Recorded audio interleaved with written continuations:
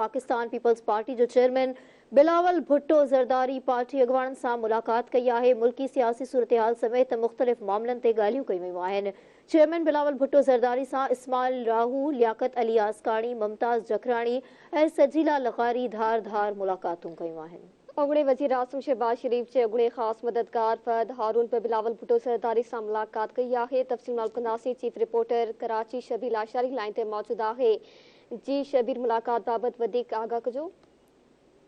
जी बिल्कुल, Pakistan peoples party के chairman Bilawal Bhutto Zardari से बिलाल हाउस कराची में अगुणे सूबाई वजीर इस्माइल राहू, वडे वजीर के कच्चन आबाजन बाबत अगुणे खास मददगार लियाकत आसकानी, अगुणे MP मुमताज़ जखरानी, डॉक्टर सजीला लिगारी बिन पारा धारदार मुलाकातों कयूं आहिनि।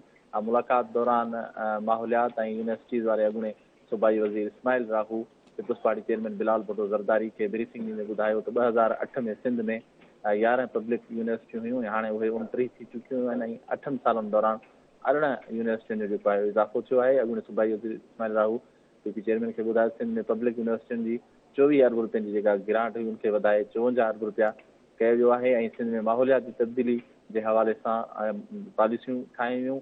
ऐं जॾहिं सिंध में माकड़ हमिलो कयो ऐं माकड़ जे ख़ात्मे लाइ सिंध हुकूमत वफ़ाक़ी हुकूमत खां सवाइ जेके क़दम खयां उन्हनि जे करे सिंध जा फ़सुल जेके आहिनि उहे तबाही खां बची विया। उन मौक़े ते इस्माइल राहू पीपल्स पार्टी चेयरमैन बिलावल भुट्टो ज़रदारी के सिंध जी जेका सियासी सूरत हाल आहे उन बाबति भी आगाही ॾिनी। उनखां अलावा वॾे वज़ीर जे अगूणे ख़ासि मददगार लियाकत आसकानी पीपल्स चेयरमैन बिलावल भुट्टो ज़रदारी के पंहिंजी कारकर्दगी जे हवाले सां रिपोर्ट पेश कई। ऐं उनखां अलावा ख़ासि तौर ते माड़ीपुर वारो जेको इलाइक़ो आहे उनजो जेको तक आहे PS 112 हाक्सबे रोड जी जेका तामीर थी उते जेके तरक़ियाती कम थिया उन बाबति ब्रीफिंग ॾिनी। उनखां अलावा मुमताज़ जखरानी जेको पाकिस्तान पीपल्स पार्टी जो अगूणो MP आहे ऐं डॉक्टर सजीला लिगारी उन पिण पंहिंजनि तकनि बाबति बिलावल भुट्टो ज़रदारी के ब्रीफिंग ॾिनी आहे। जी ठीक है, मेहरबानी शबीर आगाह करण लाइ।